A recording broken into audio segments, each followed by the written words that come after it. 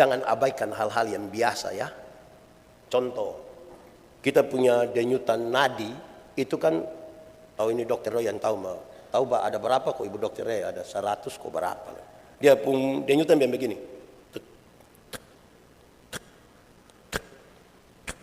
1 menit ada berapa kali ya Pak dokter Roy, ada berapa gitu. Nah bayangkan kalau kita bangun tiba-tiba terjadi sesuatu yang luar biasa. Dia denyut 1 kali, dia diam barang 2 menit. Dia bilang tek, dia diam 2 menit, dia tek tek. Dia diam lagi, tek tek tek tek. Nyeri Bapak, kita pun hidup ini. Tuhan peluk aku sebentar saja, hangatkan jiwa yang mulai lemah. Berjuang untuk merdeka, mengisi kemerdekaan dengan tindakan nyata.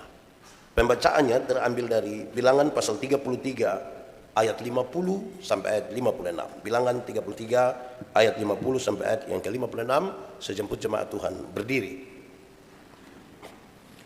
Apa yang dilakukan sesudah tanah Kanaan direbut?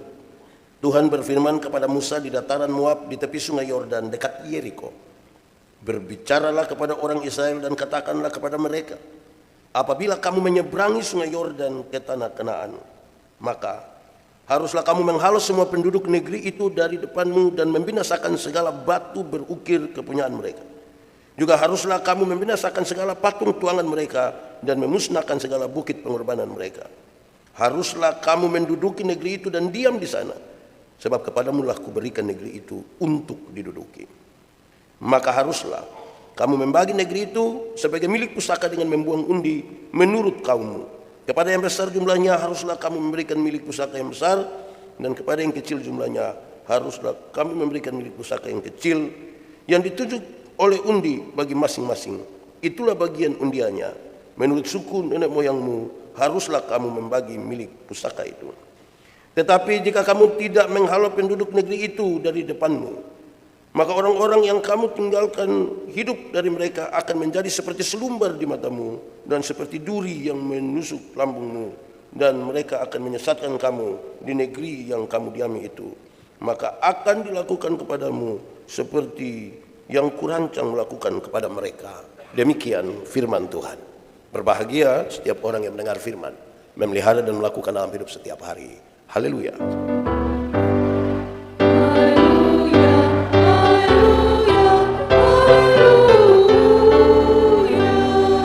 Mari silakan duduk semuanya. Bapak Ibu, saudara-saudara, shalom. Sekali lagi, shalom. Merdeka itu apa? Merdeka itu apakah karena kita bebas? Bisa juga.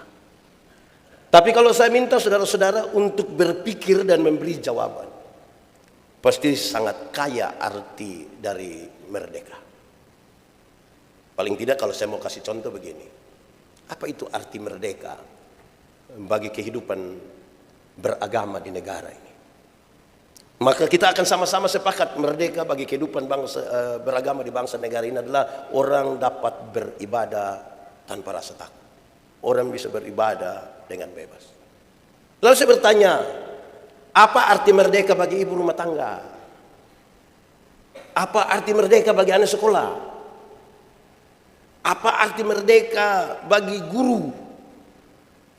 Apa arti merdeka bagi polisi? Apa arti merdeka bagi tentara? Apa arti merdeka bagi pemulung? Apa arti merdeka bagi seorang suami? Apa arti merdeka bagi mertua? Saudara bisa membayangkan, makin banyak pertanyaan itu, kita akan menemukan banyak sekali jawaban tentang arti kemerdekaan. Maka tentunya kemerdekaan tidak selesai pada proklamasi kemerdekaan Republik Indonesia 17 Agustus 1945. Masih banyak hal yang perlu kita perjuangkan. Atau dalam konteks kita hari ini, apa arti merdeka bagi pembangunan gereja ini, pembangunan Gemit Agape Kupang? Kita sudah ibadah di sini, tapi belum selesai. Menara belum selesai. Gorden belum ini. Nanti tiba-tiba angin tiup pohon di sebelah, semua langsung Jadi masih banyak yang perlu kita kerjakan. Apalagi yang belum, kok Paul. Masih banyak. Kita masih harus berjuang lagi. Amin kok. Nah, baik, saudara-saudara, itu kalau kita sebut status, kita sebut pekerjaan. Tapi saya pernah melayani di satu tempat kira-kira 3-4 bulan lalu. Saya tidak usah sebutkan nama tempatnya. Habis ibadah, pas saya makan, terus oleh panitia datang, Pak Pendeta, Wakapolres sama Kasat saya mau ketemu pendeta dulu. Terus saya bikin apa? Ketemu dulu. Pas ketemu juga Pak Waka sama Pak Kasat bilang, Pak Pendeta Yandi terima kasih.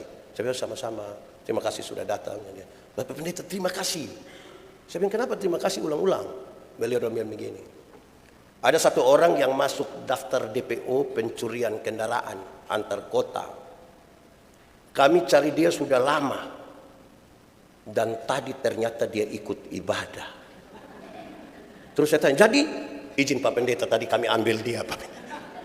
Saya bilang, ini dia sebentar bebas, dia trauma beribadah ini. Kenapa begitu? Karena ibadah dia dapat tangkap ini.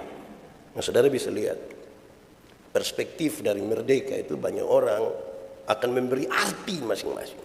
Tapi apa maknanya bagi bangsa ini dan juga bagi kita semua? Saudara-saudara, kami berdiskusi tentang kemerdekaan dan kemudian mengerucut pada dua hal yang menarik ini, yaitu satu, ada persoalan serius kalau orang lain yang berjuang dan orang lain yang mengisi kemerdekaan. Itu persoalan serius itu. Orang lain yang berjuang, orang lain yang mengisi kemerdekaan. Mungkin semangatnya berbeda. Apakah mereka yang mengisi kemerdekaan hari ini sama semangatnya dengan mereka yang berjuang? Indonesia dijajah berkali-kali oleh beberapa negara, ratusan tahun lamanya. Semangat berjuang dan semangat mengisi kemerdekaan kita masih sama atau justru beda? Kedua, hal yang serius dari sebuah kemerdekaan adalah sebelum merdeka itu kan orang berjuang. Yang berjuang itu identik dengan pengorbanan. Yang berjuang itu identik dengan pengorbanan. Tapi yang mengisi kemerdekaan seringkali identik dengan mencari keuntungan. Saya ulangi, yang berjuang itu berkorban, bahkan berkorban jiwa dan raga. Bagaimana yang mengisi? Banyak orang dari yang mengisi kemerdekaan cenderung mencari keuntungan, bukan berkorban. Banyak orang itu bukan berarti semua. Ada juga yang berkorban. Tapi ada yang cenderung bertanya, apa yang dia dapat? Keuntungan apa yang dia dapat dari negara? Kita dalam situasi politik dan situasi berbangsa dan bernegara yang menurut banyak orang sementara tidak baik-baik saja. Pertanyaannya lalu apa kontribusi kita bagi keamanan negara, bagi ekonomi, termasuk juga bagi yang royalti itu. Saya bilang kok Paul hati-hati. Kok Paul yang biasa ajak saya menyanyi toh, Bu siap bayar. Siap bayar nanti ini. Saya mau menyanyi mesti cipta lagu sendiri, ini yang pusing. Lama-lama saya menyanyi Wil anak kaisam kaya, dorong pusing nanti dengan itu. Tapi itulah Indonesia hari ini, yang kita tidak boleh hanya protes. Kalau kita sebut bahwa hari-hari ini adalah kegelapan, maka jangan mengutuki kegelapan, tapi segera nyalakan pelita. Saya ulangi, jangan mengutuki kegelapan, tapi segera menyalakan pelita. Kalau saudara lihat gereja ini belum selesai, jangan bilang, kok kenapa? Itu mengutuki kegelapan. Segera nyalakan pelita, tambah uang, kita selesaikan ini. Jangan sekedar mengutuki. Amin kok? Saudara mengatakan amin. Baik, saudara-saudara, lalu kita baca teks ini. Teks yang menarik bagi kita. Tuhan berfirman kepada Musa di dataran Moab, di tepi sungai Yordan, dekat Yeriko. Sebuah pernyataan bahwa mereka tinggal satu langkah lagi menyeberangi sungai Yordan dan segera masuk ke Yeriko. Tetapi pesan Tuhan itu tetap bagi mereka. Bukan semua masuk jadi tidak lagi mendengar pesan. Sudah mau masuk. Tapi pesan Tuhan itu menjadi penting. Yang menarik saudara-saudara adalah Musa tahu bahwa dia tidak masuk. Tapi tanggung jawab untuk menyampaikan pesan yang dia terima dari Tuhan untuk umat Israel, termasuk yang akan masuk ke tanah Kanaan, tetap dia sampaikan. Tanggung jawab yang tidak pernah selesai sampai pada Tuhan memanggil dia. Kalau saudara baca terus sampai pasal 36, saudara menemukan bagaimana dia hanya diberi kesempatan naik ke atas gunung dan melihat indahnya tanah yang dijanjikan itu. Sudah di penghujung, sudah di penghujung. Saudara, ada banyak orang di bangsa ini yang kalau sudah dekat-dekat hari mau pensiun, hari mau lepas, mau bikin apa lagi sudah. Kita duduk-duduk saja, kalau sedikit lagi kita selesai. Begitu. Tapi ini tanggung jawab bagus. Saudara, firman yang disampaikan kepada mereka adalah apabila nanti kamu menyeberangi sungai Yordan dan masuk ke tanah Kanaan, haruslah kamu menghalau semua penduduk negeri itu dan membinasakan seluruh batu berukir kepunyaan mereka. Juga kamu harus membinasakan seluruh patung tuangan. Kalimat yang secara singkat bisa disebutkan begini: masuk di tanah Kanaan, kamu tidak boleh hidup bersama-sama dengan para penyembah berhala. Kamu tidak boleh di sekitar penyembahan berhala. Semua harus dilakukan. Harus. Tidak boleh ada padamu itu bagian-bagian yang menyembah berhala. Nanti sebentar semua umat Israel akan memahami kenapa Tuhan melarang itu. Tetapi itu penting. Itu yang harus kamu lakukan ketika kamu masuk ke tanah Kanaan. Haruslah kamu menduduki negeri itu dan diam di sana, sebab kepadamulah kuberikan negeri itu untuk diduduki. Sebagai sebuah jawaban, salah satu jawaban kepada kenapa Tuhan minta supaya mereka jangan menyembah berhala dan hidup dengan orang yang menyembah berhala. Kenapa? Karena tanah yang Tuhan berikan itu janji Tuhan kepada mereka. Masa orang lain yang janji dengan visi ini, kamu masuk ke dalam tanah itu dan hidup menurut hal lain, visi lain, tokoh lain yang berseberangan dengan orang yang menjanjikan dan memberikannya kepada kamu. Tidak boleh. Di bagian-bagian terakhir dari pembacaan tadi, kamu mesti berbagi. Mestinya kamu bagi wilayah ini yang Tuhan sudah berikan menjadi milik pusaka. Yang besar kasih yang besar, yang kecil kasih yang kecil. Tetapi menurut hasil undi. Ini bukan menurut hasil judi, menurut hasil undi. Mereka percaya bahwa Tuhan turut bekerja di situ supaya adil, membagikan ini dengan cara undi. Yang besar akan dapat bagian yang besar, yang kecil akan dapat bagian yang kecil. Adil. Kalau besar dapat besar itu, kecil dapat kecil itu adil.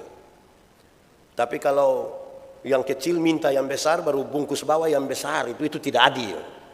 Tuhan suatur memang masuk di dalam sini ini ada banyak susu madu. Orang yang jumlah banyak mesti dia dapat tempat yang banyak toh, ya lebih luas supaya tercukupilah kebutuhan mereka. Yang sedikit dapat yang mungkin 2000 kali 2000 saja, tapi penuh dengan susu madu. Artinya juga dia ingin kasih tahu kita yang begini. Kalau masuk di sana tuh tiap orang pemberkat ada. Jangan terlalu sibuk dengan orang lain pemberkat sampai kita lupa bahwa kita juga diberkati. Jangan juga terlalu sibuk dengan orang lain punya masalah sampai kita lupa bahwa kita juga bermasalah.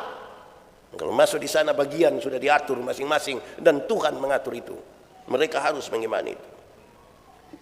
Tapi di bagian terakhir dalam pembacaan tadi, di bagian terakhir pembacaan tadi menyatakan, tapi kalau kamu tidak melakukan seperti apa yang kukatakan kepadamu, kamu tidak menghalau orang-orang penyembah berhala itu, kalau kamu tidak menghancurkan benda-benda yang mereka sembah itu, maka hal yang aku rancangkan kepada mereka akan tertimpa kepada kamu. Jadi ada konsekuensi dari ketika kita tidak melakukan apa yang diperintahkan oleh Tuhan. Ada konsekuensi bagi bangsa ini, bagi bangsa Israel. Kalau mereka masuk nanti ke tanah Kanaan dan tidak melakukan perintah yang Tuhan berikan kepada mereka, apa yang sudah Tuhan rancangkan atas orang-orang di Kanaan, itu akan berbalik kepada mereka. Sebuah peringatan yang serius supaya bangsa ini tidak main-main dengan janji yang sudah Tuhan berikan kepada mereka. Saudara-saudara, lalu apa pesannya bagi kita? Pesan yang penting bagi kita hari ini, tema kita itu sekali lagi saya sampaikan, berjuang untuk merdeka, mengisi kemerdekaan dengan tindakan nyata. Jadi orang berjuang untuk merdeka, tapi kemerdekaan ini mesti diisi dengan tindakan nyata. Lalu bagaimana? Pembacaan tadi mengisyaratkan beberapa hal untuk kita renungkan bersama. Satu, perintah yang terus berlanjut. Saya ulangi, perintah yang terus berlanjut. Waktu mereka masuk tanah Kanaan, perintah ini selesai? Tidak. Karena tema kita berkaitan dengan berjuang sebelum dan mengisi sesudah, maka saya akan pakai beberapa poin untuk menyampaikan kepada kita, waktu sudah masuk mereka harus buat apa. Perintah terus berlanjut. Salah satunya adalah ketika kamu masuk, akan berhadapan dengan ini orang-orang di dalam yang akan kamu musnahkan. Kalau kita baca Yosua, kitab Yosua pasal 5 sampai pasal 6 kasih tahu, walaupun kamu akan menghancurkan mereka, tapi ada prosedur. Ada prosedur. Kalau kita baca pasal 5, pasal 6 dia kasih tahu, 1 kali dalam 6 hari kamu harus melakukan ini, dan nanti hari ke-7 kamu mesti putar begini, siapa berdiri di depan, siapa di belakang, tabut perjanjian itu ada di bagian mana. Itu prosedurnya. Harus ikut. Prosedur. Kenapa tiba-tiba pendeta bicara prosedur? Negara Republik Indonesia yang kira-kira 300 juta orang, 300 juta. Bayangkan kalau hidup tanpa aturan. Mesti ada prosedur. Apa-apa itu ada di prosedur. Hari ini kita mesti sepakat bahwa prosedur itu sesuatu yang harus dilakukan. Hukum. Penegakan hukum. Karena itu, pesan bagi para pembuat undang-undang, para pembuat prosedur, buatlah prosedur yang sesuai dengan semangat 300 juta orang untuk mengisi kemerdekaan ini. Pesan bagi para penegak keadilan supaya ikut prosedur, seadil-adilnya. Yang salah itu salah, yang benar itu benar. Kan kita urus banyak orang. Supaya tidak ada ketimpangan, kita urus satu negara tanpa prosedur tidak bisa. Saya berkhotbah tentang kebenaran. Dan saya katakan, banyak orang merasa tinggal dalam kebenaran, padahal belum tentu. Karena kebenaran punya 3 dimensi. Dimensi yang paling pertama adalah legalitas. Ikut aturan. Semua bentuk pelanggaran terhadap aturan Tuhan tidak suka, tidak setuju. Legalitas yang dibangun di mana? Dibangun di atasnya, di atas pulihnya hubungan manusia berdosa ini dengan Tuhan Allah. Kan kita lagi urus banyak orang. Lagi urus banyak orang. Bagaimana dengan keadaan bergereja kita?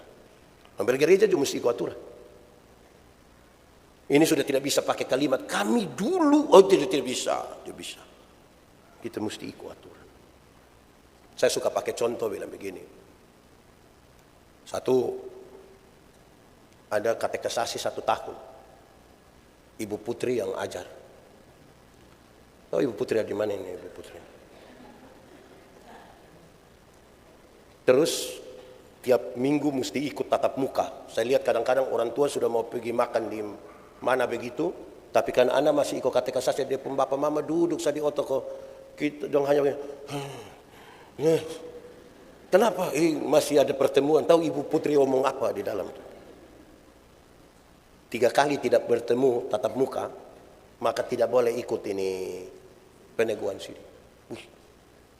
Macam ribet juga ya, tapi memang mesti ikut. Terus tiba-tiba ada yang datang tanya pendeta, pendeta, Desember nanti ada sidik kok? Iya, kenapa? Sebuah anak yang sekolah dokter di Bandung itu. Oh, itu anak pintar sekali, pintar. Itu dosen belum tahu, dia sudah tahu semua. Nah, dia kenapa? Dia mau datang nanti Desember. Oh, puji Tuhan, ini hari kali dia libur, dia orang tua. Bukan, maksudnya kalau bisa nah dia datang, nah pendeta bisa tabis memang dia kote, bukan. Tidak bisa. Orang lain pun anak boleh ikut, dia ibu putri 1 tahun ini baru, ini datang dan datang langsung. Coba adilnya di mana? Adil di mana? Di sana dia ada katekisasi. Tidak tuh. Katekisasi bila perlu kasih naik 3 tahun. Tiap hari dengar firman Tuhan baik atau tidak coba? Daripada tiap hari dengar gosip, baru teruskan lagi di grup majelis lagi. Ikut saja. Amin, kok tidak? Saya membayangkan belum pernah ada rapat majelis jemaat untuk membunuh jemaat, itu belum pernah ada. Semua untuk kebaikan. Ikut saja. Ikut aturan saja. Paling mantap ikut. Paling bagus. Mesti ada prosedur yang kita bangun di atas pulihnya hubungan manusia berdosa dengan Tuhan. Atau yang kedua saya bisa bilang begini. Kita naik motor. Pakai helm, SIM ada, STNK ada, lampu-lampu ada, kaca spion ada. Operasi lalu lintas di katedral. Berani masuk atau tidak? Berani. Coba kalau SIM tidak ada, STNK tidak ada, lampu-lampu tidak ada, kaca spion tidak ada. Operasi di situ berani pi. Berani kok tidak? Kenapa tidak berani? Kan kita om polisi toh. Kita akan cari jalan lain. Jalan tikus, jalan kerbau, jalan macam-macam itu jalan kalau tidak ikut aturan itu. Tapi kalau kita ada pakai baik-baik, helm ada, SIM ada, STNK ada, lampu-lampu ada, operasi lalu lintas di katedral kita masuk. Sampai sana polisi tidak tahan, putar kembali. Polisi tanya, kenapa putar kembali? Pak, tolong periksa saya, tolong.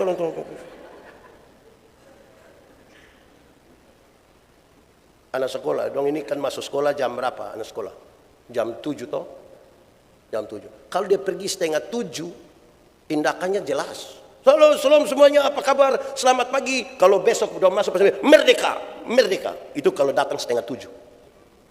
Coba kalau masuk sekolah jam 7, dia pergi 10:30. Saudara lihat dia pucara jalan, itu sudah begini. Tiba-tiba pendeta, kepala sekolah, woi, bukan saja kaget, persiapan tipu. Orang kalau dapat tangkap itu tidak dimulai dan jujur Bapak. Persiapan tipu. Jadi memang paling bagus itu ikut aturan. Amin kok. Kalau saudara tidak mampu memberi banyak dan masih mendiskusikan sesuatu tentang kebijakan tertentu di bangsa ini, minimal kita ikut aturan. Orang tidak ikut aturan itu menjengkel. Kita naik motor dari sebelah kiri ini, dia cuma muncul dari sana menuju kita. Baru dia bilang, wah. Wih, itu macam kita mau bunuh dia itu. Tapi yang paling bagus itu ikut aturan saja. Amin kok. Jadi kalau ada baku aja kok tidak ikut aturan, tidak usah lah. Amin toh. Dalam aturan itu mungkin ada kebijakan dan lain-lain. Tidak apa-apa. Itu ada perintah yang berlanjut. Tidak pernah hentinya itu perintah. Bahkan sampai hari ini perintah Tuhan itu tetap karena mengatur banyak orang. Dan di negara ini ada banyak kali peraturan. Tapi kita mesti menghimbau bagi para pembuat aturan itu, jangan pikir diri sendiri, jangan pikir pribadi, pikir semua orang. Karena ini negara Republik Indonesia. Pikir semua orang. Jangan pikir kepentingan sendiri, kepentingan kelompok, kepentingan suku. Jangan. Kepentingan agama tertentu. Jangan. Kita lagi urus. Satu. Kedua, di masa perjuangan untuk masuk ke tanah Kanaan, tanah yang merdeka itu, yang menarik adalah sebuah keterangan. Ada keterangan tentang pesimisnya mayoritas dari pengintai-pengintai. Ada orang berjuang ini, ada orang berjuang. Terus tinggal selangkah lagi masuk ke tanah itu. Maka diutuslah 12 pengintai. Yang menarik adalah mereka melihat sebuah keadaan yang sama. Laporannya sama tentang situasi di situ. Tetapi sayang, mayoritas dari para pengintai sangat pesimis. Sangat pesimis. Ada 12 orang melihat keadaan yang sama. 10 orang pesimis. Tidak mungkin kita menang. Hanya 2 orang yang optimis. Hanya 2 orang yang optimis. Apa pesannya bagi kita, saudara? Di bilangan 13 itu. Persiapan mereka masuk. Apa pesannya bagi kita? Banyak orang sudah pesimis dengan bangsa ini. Banyak orang. Tapi hendaklah kita jangan menjadi salah satu dari orang banyak yang pesimis terhadap bangsa ini. Amin. Mesti optimis. Mesti optimis. Bagi bangsa ini. Kenapa? 10 orang yang pesimis itu tidak pantas masuk ke tanah Kanaan. Hanya 2 orang yang diberi kesempatan masuk. Masalah di bangsa ini banyak. Betul banyak. Tapi mesti optimis. Masalah di keluarga juga banyak. Tapi mesti optimis. Masalah dalam jemaat ini banyak. Tapi mesti optimis. Dan pesimis. Kan kita lagi mengisi sebuah kemerdekaan. Tanpa optimisme tidak bisa. Tapi optimisme itu mesti dibangun di atas prosedur. Saudara, waktu bangun ini gereja, kan jemaat mari kita sama-sama kita membangun. Jemaat optimis. Waktu itu optimis itu terakhir harus diatur. Tolong kalau mau kasih apa-apa, tolong hubungi nomor ini, Pak David, dan nomor ini, Pak Iwan kalau tidak salah. Ada juga Budi dan Wati, tapi nomor itu tidak dikasih. Hanya Iwan dengan... Oh, kenapa? Karena jangan sampai tidak diatur semua sumbangan dalam rupa semen. Saudara bayangkan kalau semua sumbangan itu dalam rupa semen. Maka pasti tempat duduknya dari semen. Videotronnya juga dari semen. Saudara tinggal datang, gambar. Sound systemnya juga dari semen. Dan Alkitab ini akan terbuat dari, mengerikan juga kalau semua semen. Mesti diatur, optimisme yang teratur. Ini saya pergi ke banyak tempat di seluruh Indonesia. Tuan tanya saya, Pendeta Yandi, yo, biasa minum kopi? Ya. Kopi pahit.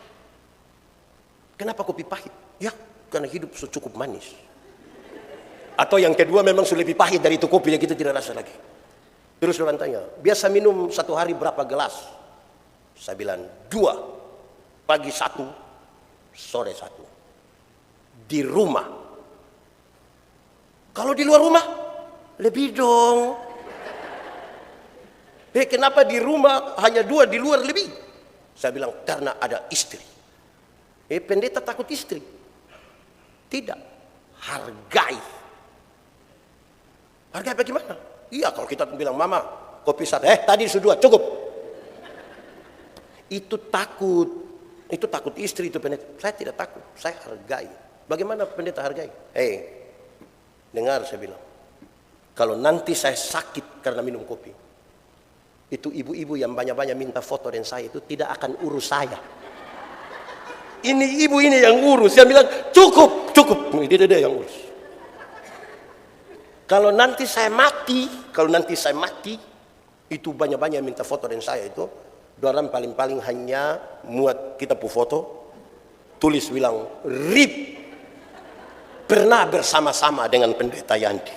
Terus dia pakai emoticon yang begitu. Sementara yang akan lanjut kredit itu saya pu istri. Itu ibu nanti. Amin kok.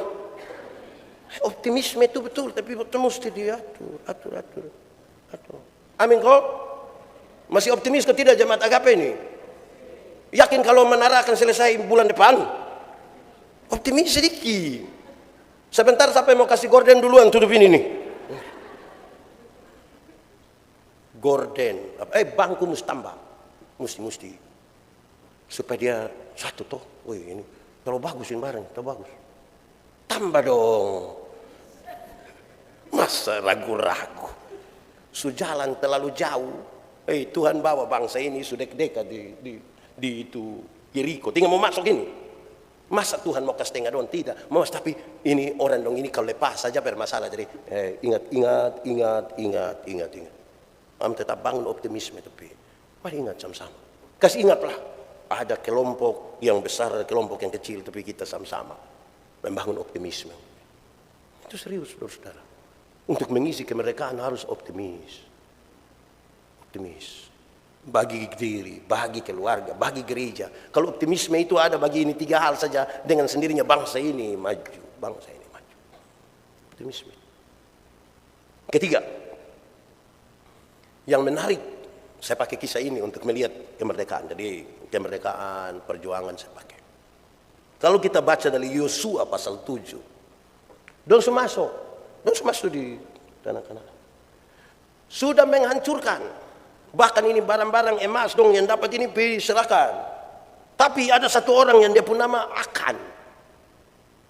Di Yosua pasal 7. Akan itu mencuri emas. Dengan beberapa barang-barang lain. Isi kemerdekaan dengan mencuri. Kita bikin rusak ini negara. Korupsi tidak boleh ada di dalam bangsa ini. Karena itu menghancurkan ini bangsa. APBN Republik Indonesia itu kira-kira 3.000 triliun. 2 kasus terakhir saja sudah sampai 900 triliun. Berarti 1/3 dari APBN itu hanya 2 orang saja korupsi habis. Bayangkan kalau 900 triliun kasih kita di Soe. Di sini ada yang orang Soe. Beruntung kita semua dari luar ya.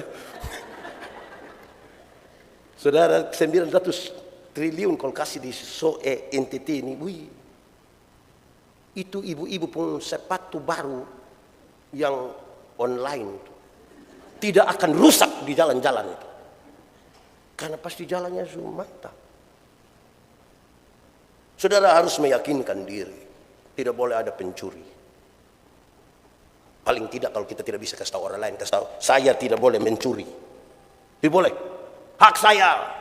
Cukupkan dirimu dengan apa yang ada padamu. Berbahagialah engkau dan baiklah keadaan. Tidak boleh. Kalau kita aman begitu, beres. Saya ada bawa materi 2 hari lalu di mana saya lupa. Nah, di Alor kalau tidak salah. Oh, di Alor sudah. Don't tanya saya, Bapak. Ini bisa kok tidak kalau kursi bangku gereja ini kita pakai di acara di rumah. Saya bilang mekanisme kita di gereja itu adalah kasih keputusan dulu. Kita ambil keputusan apakah boleh kok tidak. Tidak bisa satu orang yang omong. Boleh kok tidak. Tapi menurut saya bilang menurut saya. Sebaiknya yang gereja pun ya gereja saja. Gereja pun gereja saja. Tidak usah taruh di Pak Manobe rumah. Tidak usah. Dan itu kacau nanti. Nah misalnya kalau Peter di Pak Manobe rumah, baru besok-besok Pak Dima mau minta. Baru Pak Manobe bilang, seperti sudah ada tulis Nenek Manobe pun nama di ini. Kan jadi masalah baru. Nah, sudah yang kita pun pilih kursi sendiri. Atau kalau memang acara di rumah tidak bisa ada kursi, sudah kita buka tikar kok kita duduk di situ semua. Tidak apa-apa. Sudah sengaja saya pakai peristiwa akan mengambil barang-barang jarahan itu untuk menegaskan. Mengisi kemerdekaan harus dan berkorban juga, bukan mencari keuntungan. Apalagi mencari keuntungan itu tidak halal, cara itu tidak boleh. Korupsi tidak boleh ada, pencurian di negara ini tidak boleh ada. Dan saudara tahu akarnya dari mana? Dari rumah. Kalau dari rumah kita sudah terbiasa mengambil yang bukan hak, maka dalam komunitas yang lebih besar dari itu kita akan berusaha juga untuk mengambil. Dan itu tidak baik bagi keluarga, bagi gereja, dan bagi bangsa ini. Tidak baik. Kita mesti isi ini kemerdekaan dengan memberi sesuatu.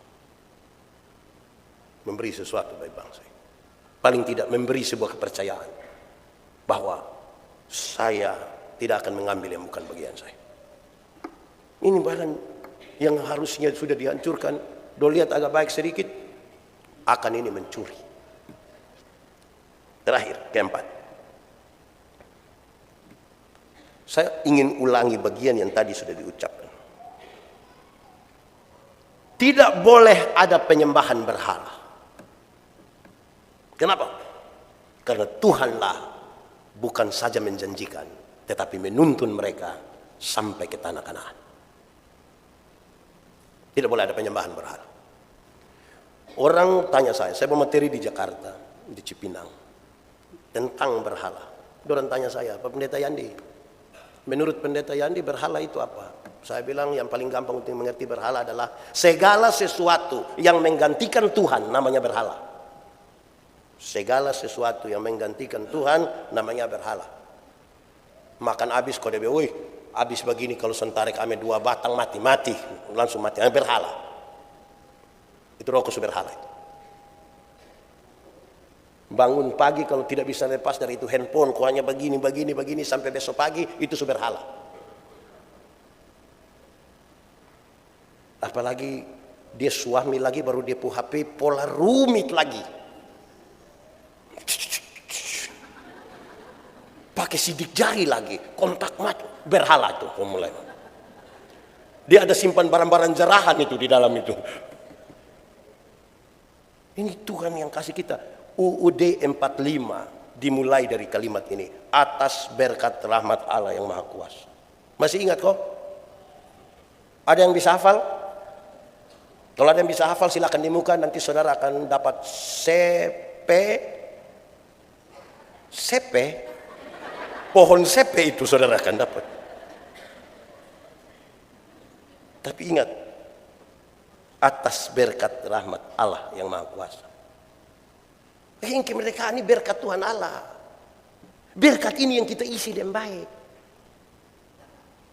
Atas berkat rahmat Allah itu kita punya gedung gereja so bagus. Tolong jaga di pun kebersihan yang putih-putih ini. Tolong jaga di pun kebersihan putih. Jangan sampai di bawah tiba-tiba tulis Tinus Love City, ya gitu. Merusak itu. Jaga ini berkat Tuhan ini. Amin toh? Tidak usah bikin yang terlalu besar, tapi minimal kita tahu bahwa Tuhanlah yang memberikan kepada kita. Tuhan berikan kepada kita itu jaga, bersyukur, bukan mengeluh. Apa-apa yang belum itu mari kita sama-sama lagi, maju lagi, bekerja bersama-sama. Itu mantap tuh. Selesai sebuah pergumulan, kita akan maju lagi pada pergumulan berikutnya. Ingat, Tuhan yang menuntun mereka. Tidak boleh ada penyembahan berhala. Berhala zaman modern ini banyak. Bahkan pikiran kita berhalakan. Uang kadang-kadang jadi berhala baru. Orang-orang tertentu kita berhalakan dia. Tidak boleh ada penyembahan berhala. Apa saja yang menggantikan Tuhan itu berhala. Pak Pendeta omong uang berhala macam Pak Pendeta tidak butuh uang. Saya juga sangat butuh uang. Tapi jangan karena uang kita kehilangan harga diri dan kehilangan kepercayaan kita pada Tuhan. Kita butuh semua. Kita butuh makan. Kita butuh semua, tapi dia tidak boleh menggantikan Tuhan. Tidak boleh. Tuhan menjadi lebih di atas segalanya. Apalagi ini peringatan keras bagi bangsa ini karena suku-suku yang sudah ada di tanah Kanaan itu mereka menyembah kepada Allah mereka. Dengan berbagai-bagai. Kamu mesti kuat. Supaya kamu tidak jatuh dalam penyembahan berhala.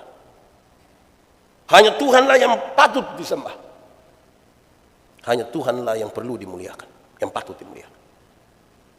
Saudara, karena itu dalam kehidupan kita berbangsa dan bernegara, mesti yang menyebut nama Tuhan, siapapun yang menyebut nama Tuhan, harus memberi sumbangsi yang positif bagi perdamaian di bangsa ini. Harus. Masa menyebut nama Tuhan kemudian bikin ribut. Kita memberi sumbangsi positif.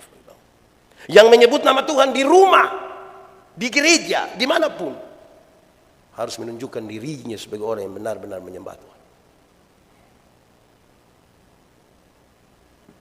Kenapa Tuhan begitu penting?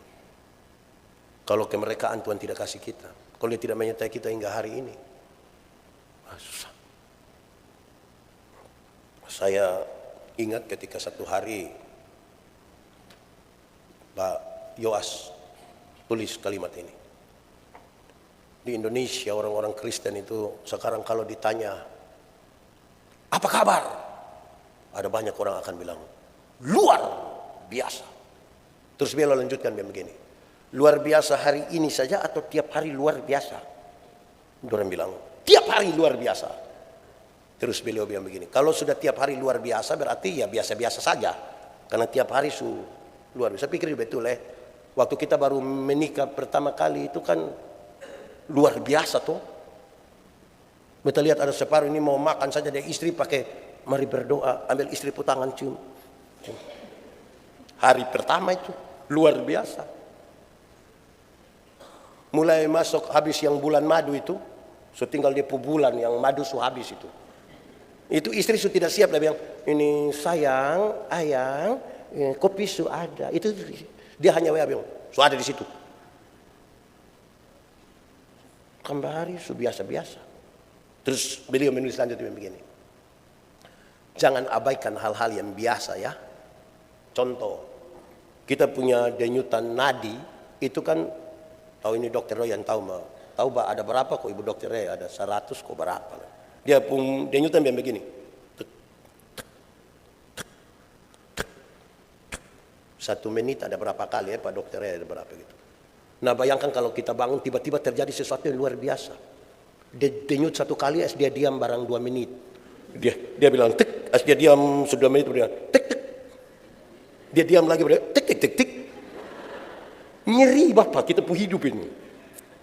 Jadi saudara jangan hanya berpikir yang luar biasa, tanpa berpikir juga bahwa yang biasa-biasa itu juga ada Tuhan di situ. Kemerdekaan ini luar biasa. Bayangkan perang pakai bambu runcing ini. Bambu runcing ini. Lawan meriam, bukan meriam bambu. Ini meriam yang menang itu, saudara bisa bayangkan. Wih Tuhan terlalu luar biasa pakai kita pun pejuang. Perang pakai bambu runcing. Lawan meriam. Tum. Tapi Tuhan kasih kemerdekaan. Perang melawan upaya pecah belah bangsa ini. Upaya adu domba terhadap bangsa ini terlalu besar. Dia punya istilah apalah yang pakai, yang itu bahasa di luar sana apa? Divide. Saudara tidak tahu. Dulu saudara sekolah di Tiongkok sana tidak tahu ini. Upaya adu domba itu terlalu besar, tapi perjuangan yang hati yang sama kita tahu. Kalau Tuhan mau bekerja itu tidak ada yang mustahil toh. Melawan orang yang punya fasilitas lebih bagus, melawan orang yang berusaha untuk memecah belah. Tapi kalau Tuhan berkenan untuk sesuatu menjadi baik dan merdeka, tidak ada yang mustahil di dalam nama Tuhan. Tuhan memberkati kita. Mari kita tunduk kepala di hadapan Tuhan.